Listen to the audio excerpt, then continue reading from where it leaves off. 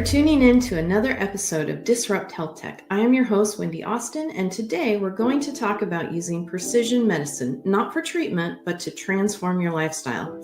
Let me introduce our guest, Ravi Kamathiredi, the CEO of Daytona Health. Welcome, Ravi, to Disrupt Health Tech. I'm so happy you are here to talk with us today. Thanks, Wendy. Really appreciate it. Happy to join. All right. So, Ravi, you have such an impressive background as a healthcare professional and digital health innovator. Let's start with your experience and what led you to creating Daytona Health. Yeah, that's a great question. And I'll try to give you the Reader's Digest version. So I think, you go through life, you build all these ingredients, you create recipes, but you really are just coming up with a repertoire of ingredients, right? And I think Daytona Health for me is the culmination of innovations that I've been a part of that were used for different use cases and trying to solve different problems in healthcare. And finally, now I'm just kind of rearranging the ingredients a little bit to solve what I think are the biggest problems. And the ingredients are really, machine learning specifically and AI approach in general, and kind of the use of avatars and virtual assistants and agents, and this idea of adherence and psychology and helping change behaviors in some way, shape, or form. Because honestly, every single thing in healthcare, unless it's like even a lot of medications really require behavior change. Like it all comes down to us changing something about our lives for us to get better, right? There are very few situations where there's some magic drug where we take it and all of a sudden things get better. So that being said, Daytona is the culmination of those things, and that's what led me. It gave me the ammunition to solve the problem. The other piece of this is identifying the problem, right? And I think we can all agree that with the following statement. And if anyone disagrees, I want to know, right? Like tell me why you think this is wrong. I would be okay saying, I think we're all sick of healthcare and actually want health span, right? Like healthcare, I'm done with healthcare. It's from an innovator side, there's so many things we could improve, but also at the same time, it feels like we're rearranging deck chairs a little bit, right? On a ship. And all of us have called out the iceberg for years now. We're like, hey, we should probably change course. And I think so healthcare is the system that we have, and it's really good at broken bones and end stage, heart attacks and stage cancer and things like that. And we're really good at maintaining illness for a lot of people. And that's not what we really want, is to thrive as people. So we start from first principles and go, what is it we're actually looking for in our lives? One is, I think, so this idea of health span. So to me, there's three pillars to that. The first pillar is this idea of, hey, we want to live longer, but want to live more disease-free lives, right? Disease-free years. We want to be super functional, our brain's working, our body's working, and us being able to still achieve goals we want to achieve.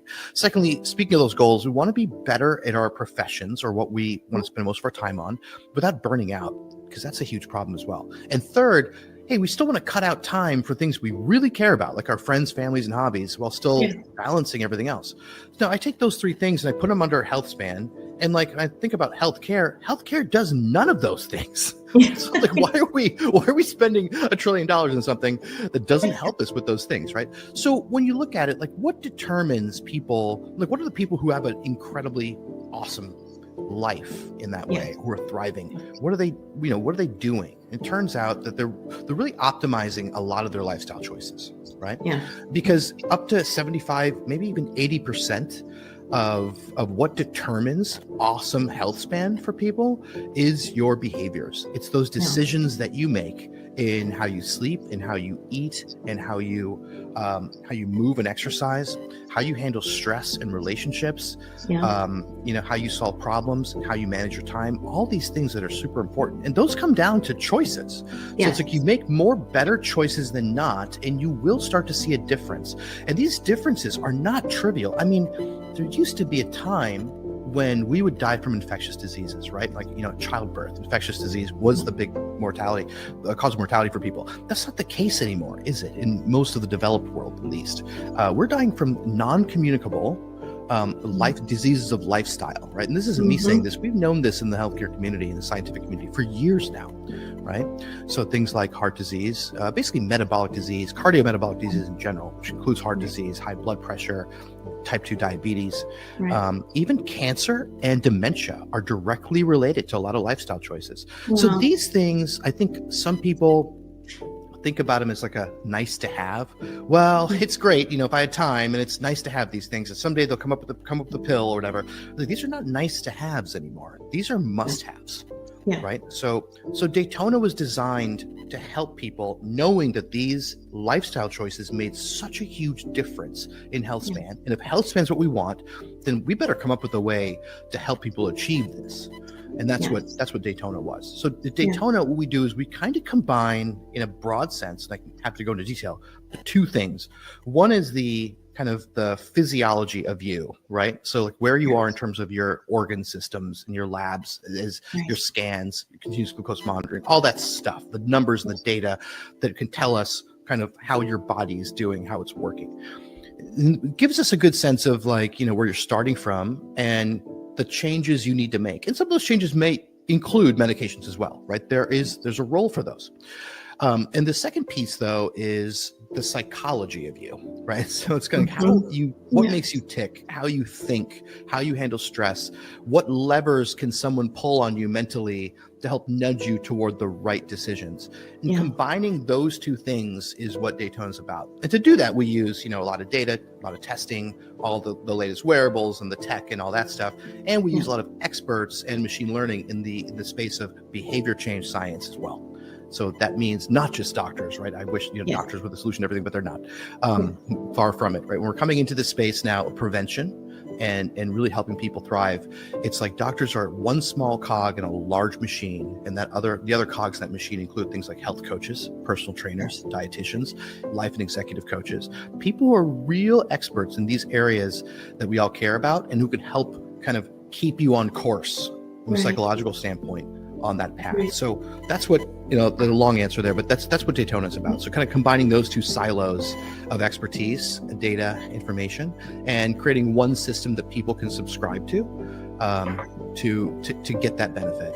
Very good. So purely from a healthcare professional point of view, what do you see people struggling with the most today to stay healthy and avoid disease? Right.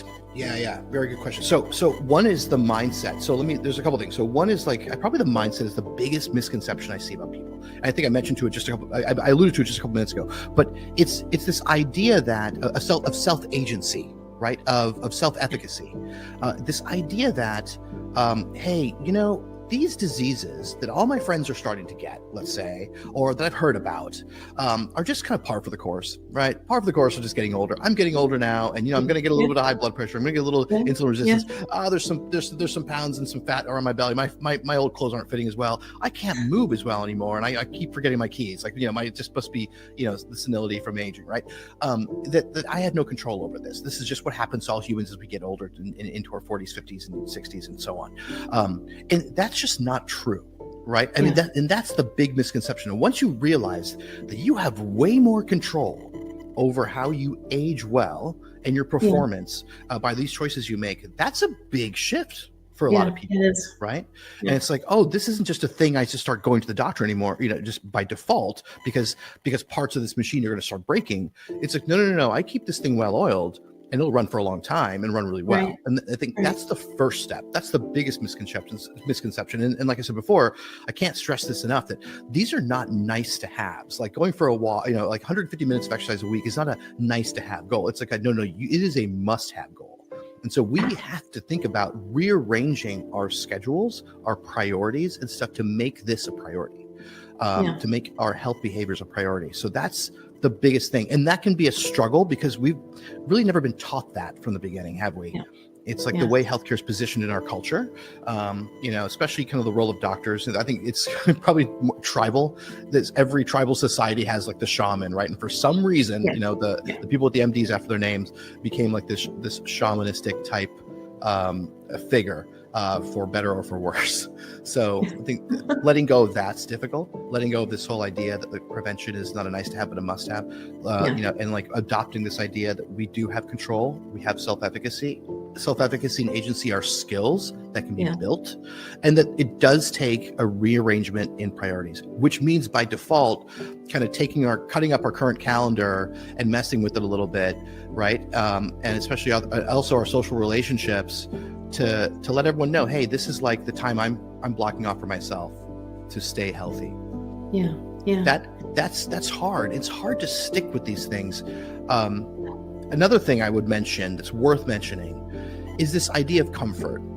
You know, we live in the DoorDash, Grubhub generation, right? Like I always joke, like if I made instead of like Instacart, if I pitched like to investors like Insta Mouth, where like Instacart people came into your house and literally just put stuff in your mouth for you, like the food, and then like did the dishes before they left, I'd probably get funded in 2 seconds, right? Like a $1 trillion business, because like people will just be like, oh, that's even better than people going shopping for me, right? Yeah. It's like this stuff, when you're starting to change your habits, change your routines, put yourself under the stress of exercise, rearrange your schedule, all those things, it can be a little uncomfortable sometimes. It's not always fun. Right? It's not always comfortable or easy.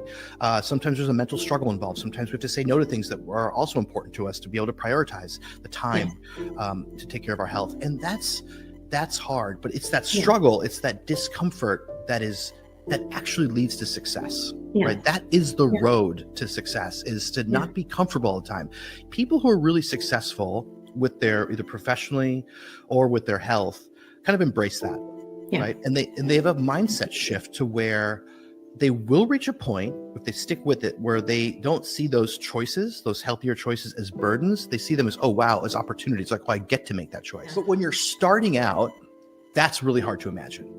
So if you weigh 330 pounds and you're just not taking care of yourself, and you're like, I can never see a situation where I actually enjoy moving more, because it hurts, it's tiring, it sucks, it's embarrassing, it makes me feel bad about myself, right? But you will get there, and you'll get there faster and more reliably with coaching. But so that's hard. I think those are the hard things, kind of the misconceptions with the hard things. So it just takes time to get to that point where your mindset shifts. Like, and I've seen it. I think we've all seen it with our friends or family members or patients or colleagues, where someone does go through that transformation and they change the language they use, right? They kind of re-identify themselves as the people who train instead of work out, for example. Like, oh, you probably have friends who like just can't miss a day of running because it drives them nuts, right? And they never used to be like that. So that does change. People can change. They can change the routines. They can change their mindset. This is a skill. Skills take time to learn and master. Yeah. So, I mean, you've talked a lot about health span, and you've actually explained a lot about what that is and everything. And, I get the understanding that Daytona Health is not like your ordinary kind of health loss or performance apps even. And you talked a little bit about the coaching. So if you don't mind, can you go a little bit more into the coaching side of things and talk about how that improves outcomes, and give us more understanding about what that looks like? Yeah. So we use a variety of people, who are kind of in the coaching space. So health coaches, I would say personal trainers and dietitians, life coaches, executive coaches. So the difference between kind of, let's start with the difference between coaching and therapy. Like, so therapy is really a lot of therapy which can be useful to people, involves treading over historical things that have happened to you, making sense of them, integrating them into who you are, and understanding the emotions and whatever traumas may have come with that, right? Because you're trying to have some kind of insight or explanation of the behaviors that you're engaging in. Right. So there's a lot of overlap there with coaching, with the main difference between coaching is really looking prospectively. It's looking forward into the future. We're action planning. So it's like, hey, here's what we're going to do for the next 2 weeks to help change our mindsets, to change our behaviors, change, so you're using insight to make discrete changes. And a lot of people incorporate that concept of what those changes are into goals. So a lot of what we do is goal setting in the beginning stages, right? So understanding like kind of what your goals are. And that's actually a lot harder of a task if you want to do it well than most people realize. Well, like it's kind of an art to set goals, ones that are like reliable and measurable, that are time bounded, for example. Realistic, right? So people use a SMART goal framework there for that, if people are used to that.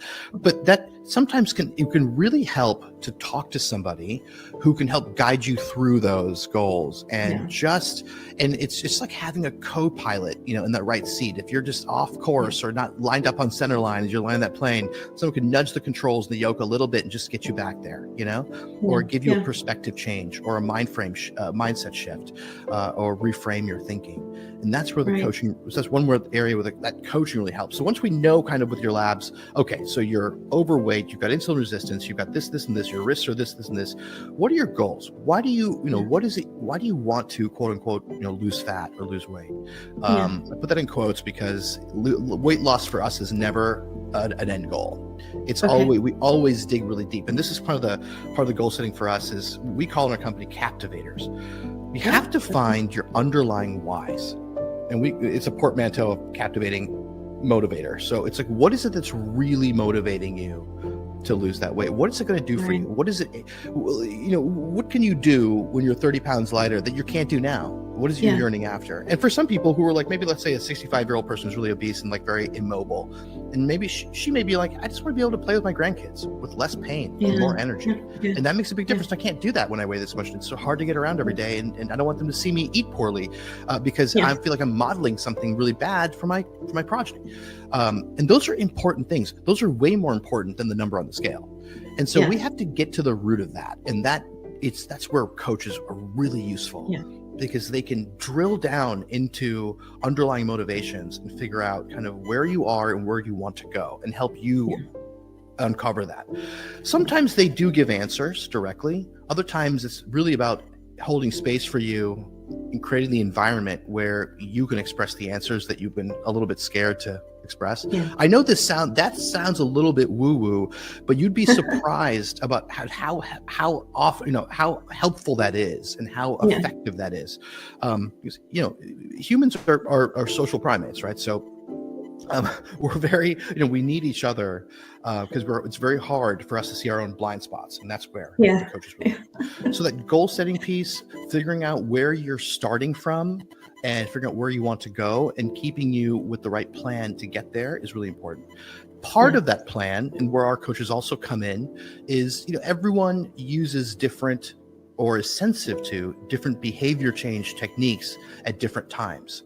Right. And there are many of these different techniques. Some people may call them gamification. Other ones would be visualization. Other ones could just be educating people on how to do it, the correct behavior properly. Right. Just modeling. And there's so many of these different techniques that people use. And we've got a big list of them. And there's a whole ontology around this in the science of behavior change. And so kind of what good coaches do is, if you've ever had been part of an athletic team or been part of or had a health coach or an executive coach or a life coach, it's almost like they can read your mind, right? In some cases, like they know you better than you know yourself.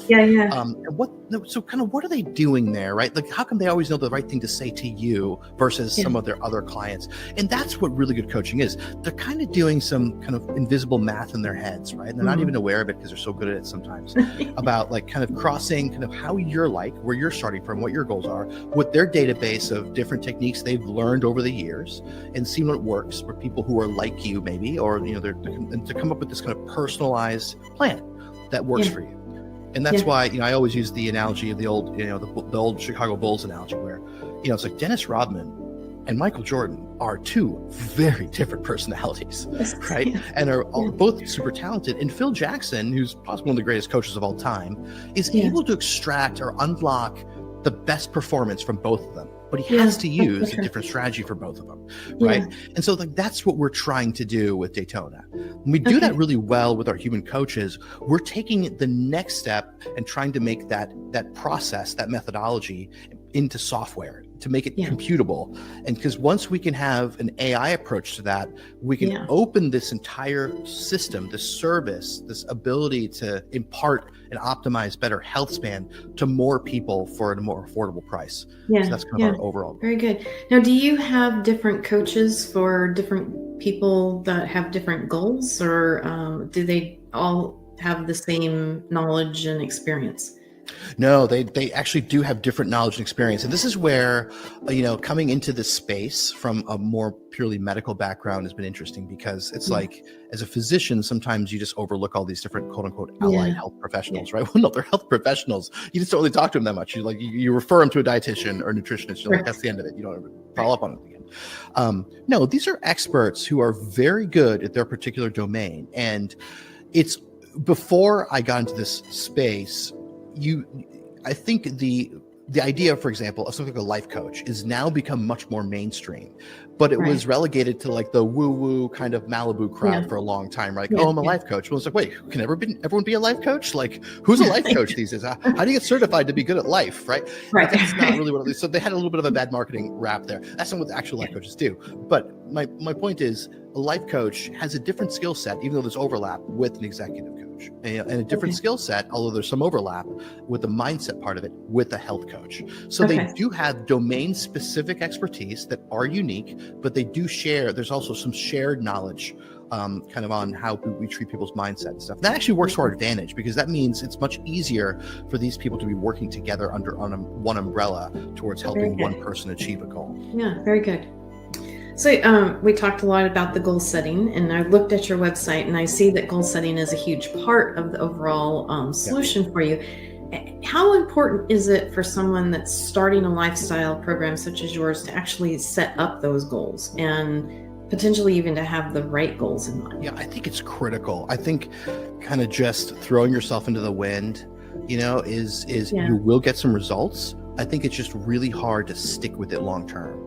If you want to if you believe me that this whole thing about getting healthy is really like a skill, then just treat it like every other skill. So think about it like learning how to play a piano or a guitar, or learning a new instrument or hobby. Or, if you go you just graduate from school and it's your first job, it's like that takes work to learn when you're actually in the real world in a new job. Now, everyone is typically in the world good at something, right? Whether it's a hobby, or whether it's an instrument, whether it's whatever they do for their work or whatever, they're probably pretty good at it at some stage. So it's like, think about what it took you to get there, right? It took a lot of work. It took some mentoring, some coaching, probably some formal education. It took a lot of failures and like feedback. You took 2 steps back sometimes, right? To take 3 steps forward. But those are all part of the process, and we just accept that that's normal. But when we think about our health, we don't ever think about it that way. We never, but the same thing applies, right? So it's like being healthy is not like a thing that you just like enter into. It's not like a room that you open the door to. It's a process, right? It's a staircase. So it's like, if you want to stick to that process, I think you're going to have, or if you believe that it's a process, I think it's going to serve you for the long term, because this is stuff you can stick with, these changes. I think goals are a critical part of helping you stick to that process of improvement, because you can visualize goals much better. So they kind of act as milestones along the way. So it's like, I don't have to climb the infinite staircase. I can just get to the first milestone. Let me just get there first. Okay, I got there. Let me take a breather. Let me do some introspection. This is amazing. Here's what worked. Here's what didn't. Now what's the next? Let me level myself up again. Like, what's the next thing, right? So it's like going up, it's like going to a gym. The analogy would be like a weight rack. You see that big row of dumbbells and you're like, there's no way. I never thought I'd be able to go to the 120s or whatever and pick one of those up. Well, because you don't do that, right? You go to the 10s, the 15s. You pick those up first, and visualizing you doing that 10 or 15 pound weight, and then visually, okay, I'm going to get to that 50 one day. And looking at it, it's like, that's a goal. The goals are just great milestones along the way.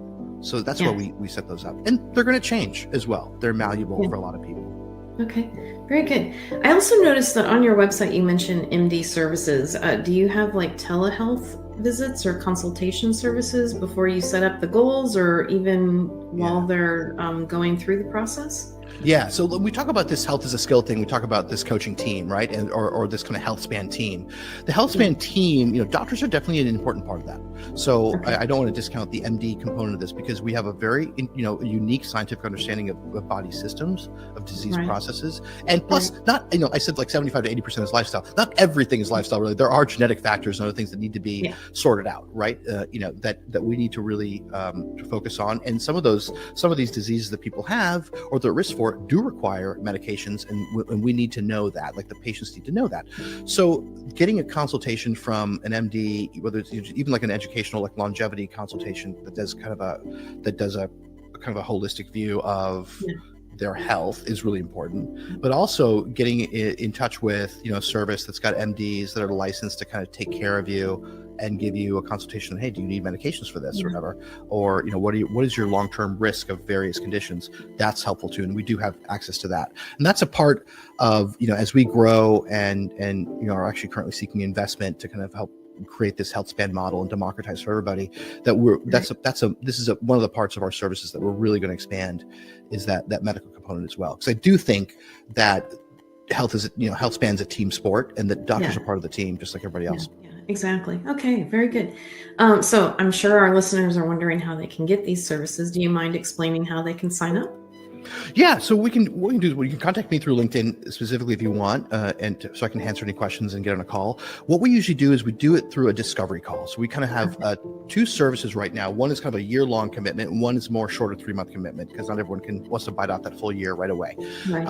The reason we have those is because it just takes a little bit of time to start seeing benefits, and we don't want to shortchange somebody by saying, hey, like, lose 40 pounds in 2 weeks with our cleanse or something, all that nonsense, right? So it's like, we're going to put in some of the work. It's mostly going to be fun. There are days when you're going to be like, oh my gosh, I hate you guys, but you're going to work with us anyway, and we'll be there to help you. I mean, I'd rather just be honest with the process, right? Instead of like giving you like, kind of the BS spiel, but like, sometimes it's uncomfortable, but you're going to have, what I call a digital angel on your shoulder that's going to help you kind of get through it. To see kind of like when you're a good fit for these, we do a discovery call, which is a short Zoom call where we just talk about like what you're looking for. What do you want? Why do you want it? What are your expectations? What are you willing to do? And most people are in a stage of change where they do feel like they've hit either, we kind of get two archetypes. One is like I'm really good right now, or I'm okay with where I am. I just want to optimize. And whether I want to optimize all across the board, kind of life, relationships, work, and health, that's great. We're happy to do that. Or kind of, which is more typical of our 3-month people, it's kind of like, who wants to, they want to pick one or two things they really want to optimize and just get like a short-term win almost, just plant a flag in the ground, said I could do this. And that 3-month program is better for that. And we can more custom tailor the team around you for what those goals are. So we had one person who wanted to lose, 24 pounds for a specific event in 3 months, which is totally doable. And we said, is this realistic? Are you willing to make the changes? And then, we don't have to give her executive coaching. That's not really what she needed at the time. Right. We've had other people who are like, I just want to spend more time with work, better about work-life balance. It's like I'm healthy, but it's like that part of my mindset is just off. I don't know how to say no to some things at work. I'm a people pleaser, blah, blah. Okay, that takes more kind of life coaching, executive coaching, and less about DEXA scans and continuous glucose monitors. Right, so the 3-month program we call Daytona 1 is really good for that. Like there's something that's bothering you. You want to see a win. You want to see a change. You want to see if this whole thing works and if you can trust me or not, or our team. It's like, get a hold of us through a discovery call. Let's figure out what it is you're looking for and assess to see if you're a good fit. And the same rough rubric applies to the year-long program, although because we have more time, we can hit a much more broader reach of goals because we have the time to hit them.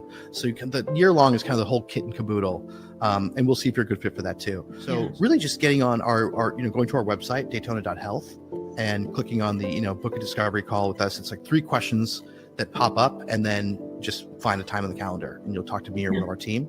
And I love these calls. Most of our clients, they love these calls because at the end of that call, you usually learn something about yourself anyway that you didn't know. You get some kind of introspection and some insight just talking to somebody about it who's asking you about you. Because a lot of the times during the day, like no one really asks you about what you want or what you like or what you're thinking. So it's nice to just have someone just go, okay, well, what do you want to do? What are your goals? Or most of the time people are like, how are you doing? You're like, I'm fine, I'm good. Yeah, right. And inside you're like, I'm not really good. I need to talk to somebody. Exactly. Yeah. We're happy to be that person. Yeah, very good. So I know you talked about AI and machine learning a bit, and you talked about getting investors, but what is really next for Daytona Health? Yeah, it's really, I think we're always looking to grow the business, obviously, and bring what we can bring to, to more people. Like the one thing we pride ourselves on we get results. We get objective results. Like people are hitting their goals at a very high rate. They're all seeing objective improvements in their physiology. So everything from like reversing type 2 diabetes and reducing blood pressure, getting off medications for things like that. Reducing their risk of heart disease and stroke by over 50%. All those things are there. And so, we either hit those marks or we refund your money, right? So if we're not getting you to where you want to go, we're really, really serious about it. But our vision and our next step really is to get the resources so we can build the right platform that allows for an AI approach, right? So we can be a combination of kind of both the best machine learning enabled software in the world that empowers our human elements of our program to really force multiply their expertise across more people at a price that's more affordable for more people. It's like we don't want to stay in, it's like the Tesla Model S is a great car. It's just not everyone can afford it. So it's like the Model 3 is like, I think the Model Y is like the best selling car they had. And it's because it's a cheaper price point where everyone can share in that electric future. And in a very similar way, we want to democratize health span for everybody at a price point that's affordable. And it should be less than what you're paying for junk food every month, right?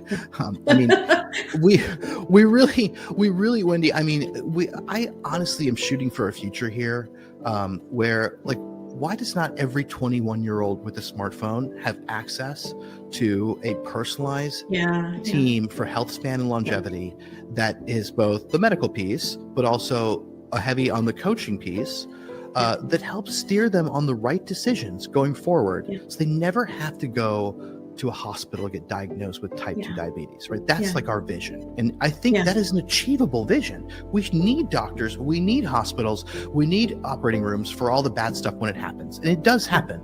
It will happen to some people some of the time, but it shouldn't be the default mode, right? So we're really switching from a healthcare system where we have healthcare on call and health span by default instead of the other way around. Yeah, very good. That's very nice. I just love your mission, by the way. So thank you so much for your time today, Ravi. I really enjoyed learning about Daytona Health and how you are helping to prevent disease. For more information about either Disrupt Health Tech or Daytona Health, please see the links below. And thank you so much for attending today, and I'll see you next episode. Yeah, thanks, Wendy. Really appreciate it.